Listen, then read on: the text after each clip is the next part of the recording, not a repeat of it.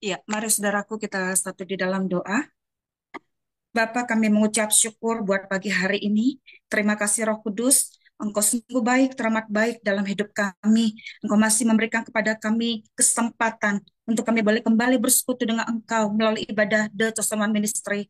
Kami percaya sebelum kami memasuki hari ini, Engkau sudah mendahului kami, Engkau yang berjalan di depan kami, Engkau yang mengawali langkah kami, dan langkah kami langkah keberhasilan, langkah keberuntungan.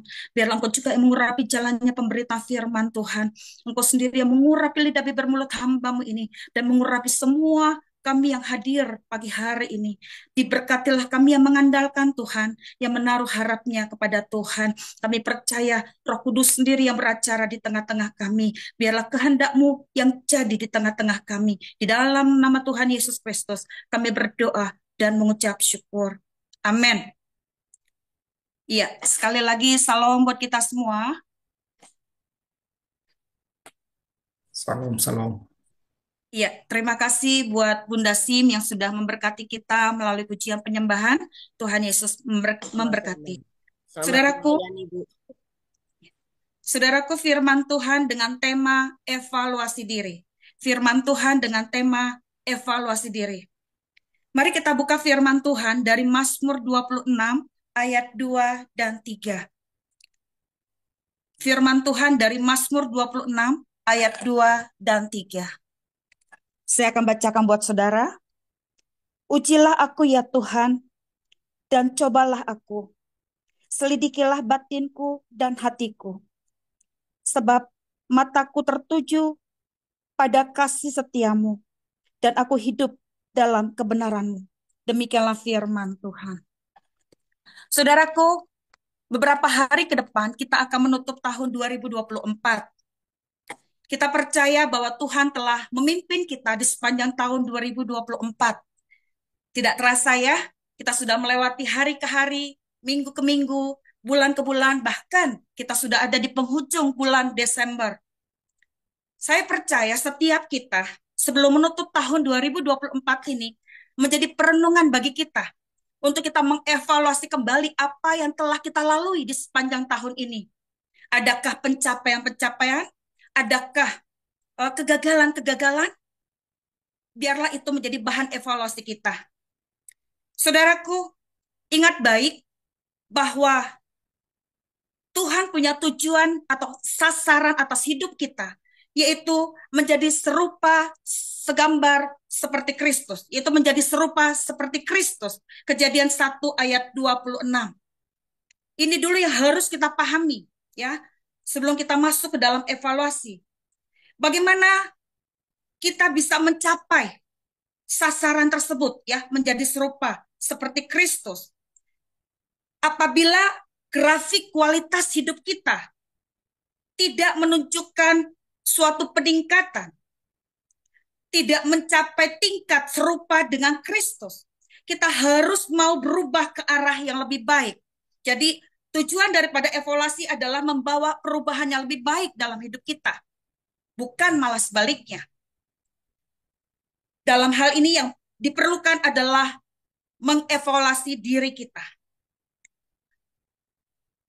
Kita akan masuk lebih jauh dalam evaluasi diri. Yang dibutuhkan dalam evaluasi diri dalam hal ini adalah kejujuran.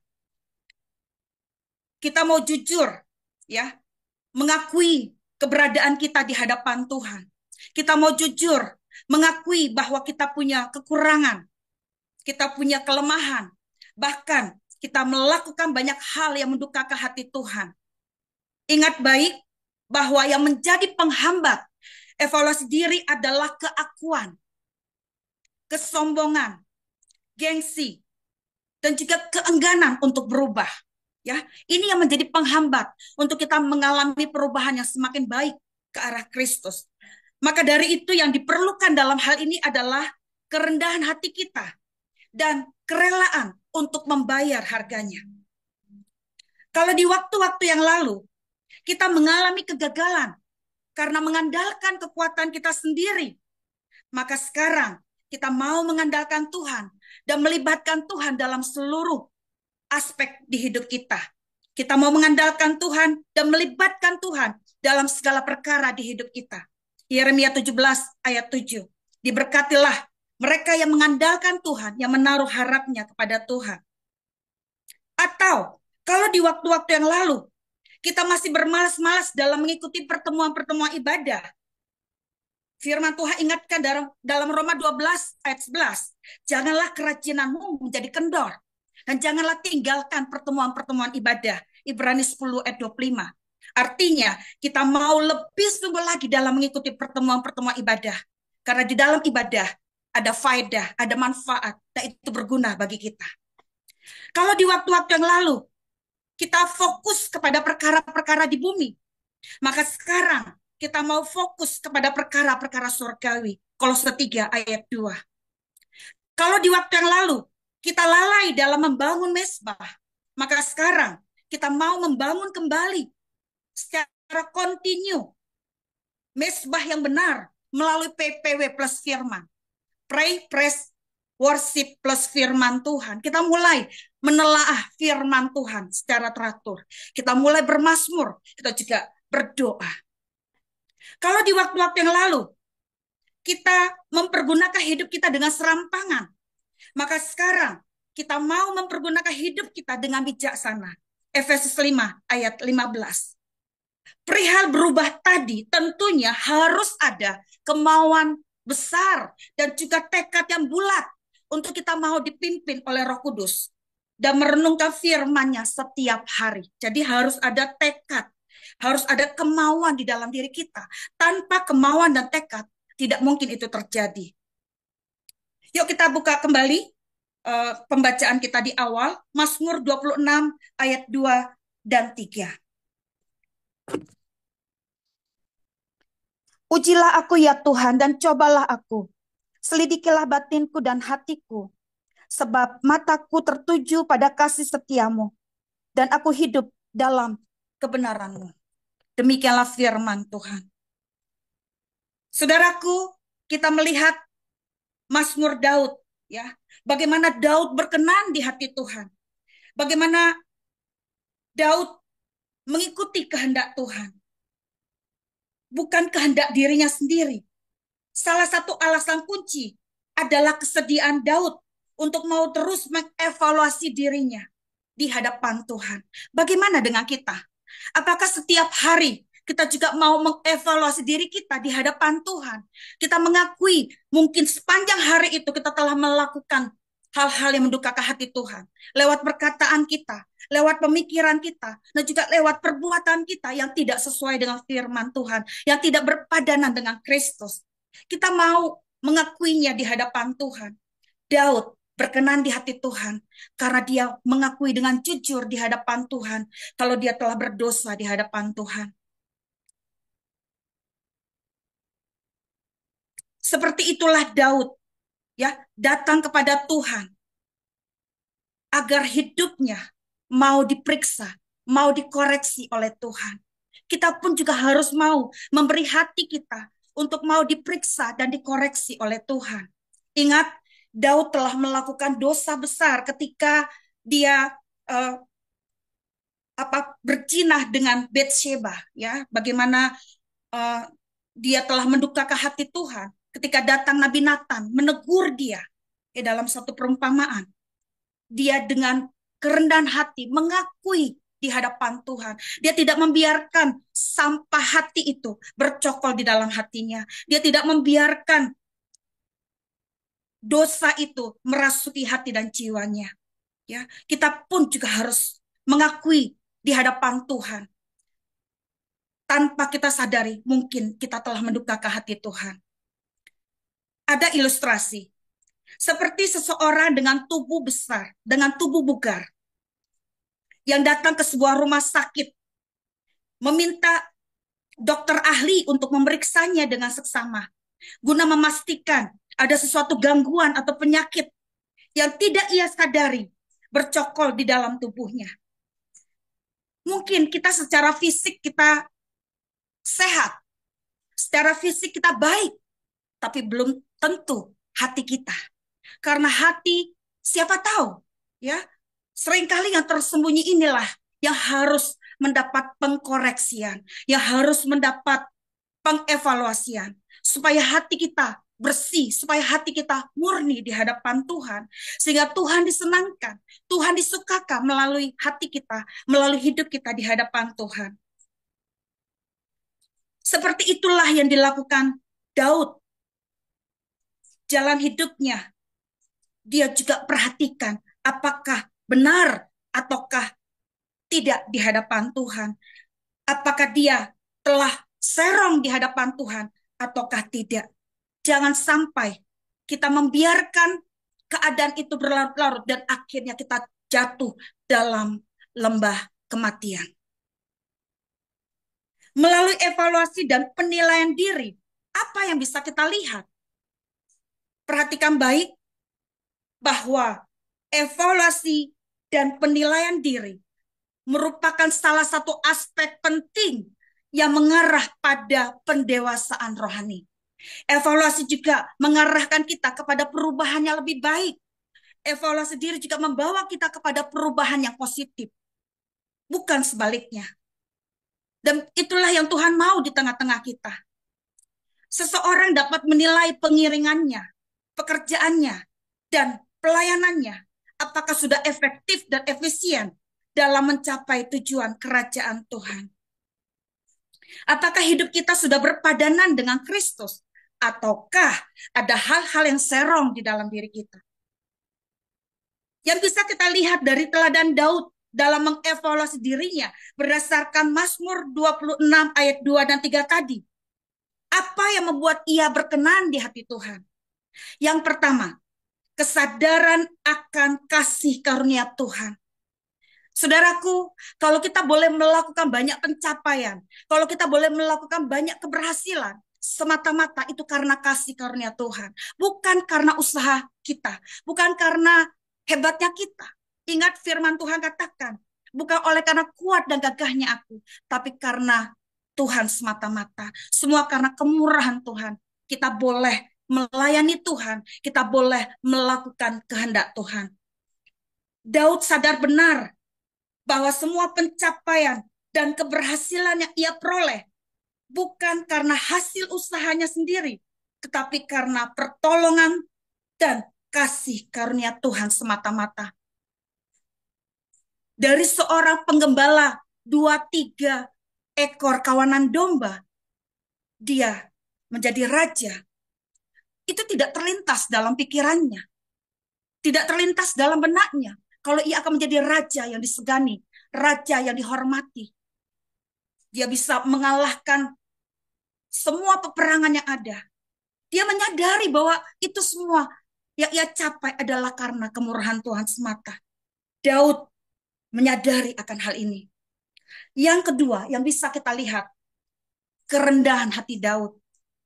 Ingat, kesombongan yang menyebabkan seseorang tidak mau menerima koreksi dari siapapun, termasuk dari Tuhan. Itu fatal. Ya, kesombongan merupakan persoalan hati. Tapi kerendahan hati membawa kita kepada naik level, membawa kita ke dimensinya yang lebih besar. Yang ketiga, kejujuran terhadap diri sendiri. Daud jujur di hadapan Tuhan. Daud mengakui pelanggarannya, Daud mengakui dosa-dosanya. Daud mau dikoreksi, Daud mau diperiksa oleh Tuhan. Itu tanda kerendahan hati, itu tanda kejujuran di hadapan Tuhan. Evaluasi diri dalam kekristenan sangat penting. Jangan sampai kita terpeleset oleh karena kesalahan yang kita buat sendiri. Galatia 3 ayat 3. Janganlah kamu sebodoh itu. Kalau kamu telah memulai dengan roh, apakah kamu mengakhirinya dengan daging? Mari kita lebih sering mengevaluasi diri kita. Supaya apa? Supaya kita lebih awas dan waspada. Supaya kita terhindar dari jebakan yang mengarah kepada maut. Inilah yang penting bagi kita. Jadi dalam menutup tahun, kita pun mengkoreksi hati kita, memeriksa hati kita, sudah sejauh mana kita di hadapan Tuhan. Tapi itu tidak cukup. Tapi yang Tuhan mau adalah hari-hari kita senantiasa mengevaluasi diri kita di hadapan Tuhan. Biarlah kita menutup tahun ini dengan kemenangan yang dari Tuhan. Karena hati kita pure di hadapan Tuhan. Karena hidup kita pure di hadapan Tuhan. Nah, kita juga membuka tahun 2025 dengan kemenangan yang dari Tuhan. Inilah yang Tuhan mau ketika kita mau mengevaluasi diri kita di hadapan Tuhan. Biarlah firman Tuhan boleh mengingatkan kepada kita untuk kita senantiasa mau mengevaluasi diri kita di hadapan Tuhan. Saudaraku, saya punya kesaksian, ya. Saya paling suka kalau ketika masuk dalam mezbah, ya, ketika berdoa, sebelum saya panjang lebar menyatakan segala sesuatu di hadapan Tuhan, terlebih dahulu saya mau Tuhan mengkoreksi hati saya, Tuhan memeriksa hati saya. Itu dulu yang saya lakukan. Saya mau jujur di hadapan Tuhan. Saya mau mengakui semuanya di hadapan Tuhan. Ketika itu saya lakukan, saya merasakan ada damai sejahtera, ada sukacita meliputi hati saya, meliputi jiwa saya. Dan saya bersyukur Tuhan memberi kekuatan ketika kita dengan kerendahan hati datang kepada Tuhan. Ketika kita jujur di hadapan Tuhan, tanpa kita sadari betapa Tuhan begitu mengasihi kita, betapa Tuhan begitu memeluk kita. Dia tidak melihat dosa dan pelanggaran kita, tapi dia melihat bagaimana kita mengakui, bagaimana kita melibatkan Tuhan dalam segala perkara. Baik tidak baik, suka tidak suka, enak tidak enak, mau tidak mau. Kita mau datang kepada Tuhan dengan hati yang hancur, dengan hati yang remuk di hadapan Tuhan. Dan Tuhan sendiri yang akan memulihkan hati kita. Tuhan sendiri akan memperdamaikan hati kita. Dan Tuhan juga yang akan memimpin kita kepada seluruh kebenaran. Biarlah itu ada di tengah-tengah kita. Dalam seluruh aspek hidup kita. Kita mau sertakan Tuhan. Kita mau mengevaluasi semuanya di hadapan Tuhan. Sehingga Tuhan boleh dipermuliakan dalam hidup kita. Sehingga Tuhan boleh disenangkan dalam hidup kita. Ini yang harus kita lakukan dalam hari-hari ke depan. Karena itu yang Tuhan mau. Tuhan tidak melihat luarnya, tapi Tuhan melihat dalamnya. Dalamnya beres, itu juga akan berdampak keluar. Tapi kalau ada yang masih bercokol di dalam hati kita, mari akui di hadapan Tuhan. Bertobatlah. Jangan sampai pintu itu tertutup dan akhirnya kita terhilang untuk selama-lamanya. Biarlah firman Tuhan pagi hari ini menyadarkan kita, mengingatkan kita betapa pentingnya evaluasi diri di hadapan Tuhan. Mari kita tutup di dalam doa. Bapa, kami mengucap syukur buat pagi hari ini. Terima kasih Roh Kudus, Engkau sungguh baik, teramat baik dalam hidup kami.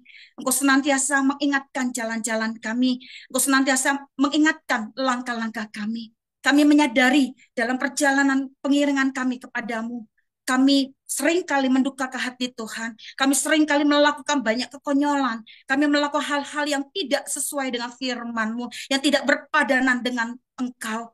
Hari ini Engkau kembali mengingatkan kami melalui teladan Daud, bagaimana ia dengan kesadaran penuh menyadari akan kasih karunia Tuhan, menyadari akan pertolongan Tuhan.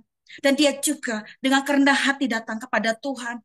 Dia tidak berjubahkan kebesaran, tapi dia dengan berjubahkan kerendahan hati datang kepada Tuhan.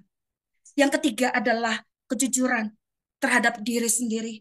Kami mau jujur di hadapan Tuhan. Kami mengakui ketidakmengertian kami. Kami mengakui ketidaktahuan kami. Kami mengakui ketidakpahaman kami. Tapi kami percaya Roh Kudus yang akan memimpin kami. Roh Kudus yang akan menolong kami. Roh Kudus yang akan mengurapi kami. Sehingga kami yang tidak mengerti ini diberikan pengertian-pengertian yang baru. Kami yang tidak paham diberikan pemahaman yang baru. Kami percaya Roh Kudus mengasihi kami. Roh Kudus melihat keberadaan kami. Roh Kudus juga melihat sampai ke dalam hati kami. Biarlah hati kami diliputi oleh damai sejahtera, diliputi oleh sukacita. Untuk kami mau jujur di hadapan Tuhan. Untuk kami senantiasa mau diperiksa dan dikoreksi oleh Tuhan. Kami mau hidup kami berkenan di hati-Mu Tuhan. Terima kasih buat pagi hari ini. Dan kami percaya kami akan menutup tahun ini dan membuka lembaran baru di tahun yang baru dengan kemenangan yang kilang gemilang. Terima kasih Tuhan, materaikan firman-Mu ini ke dalam lelah hati kami. Biarlah kami semakin berakar, bertumbuh dan berbuah lebat untuk hormat kemuliaan bagi nama Tuhan. Di dalam nama Tuhan Yesus Kristus, kami berdoa dan mengucap syukur. Amin.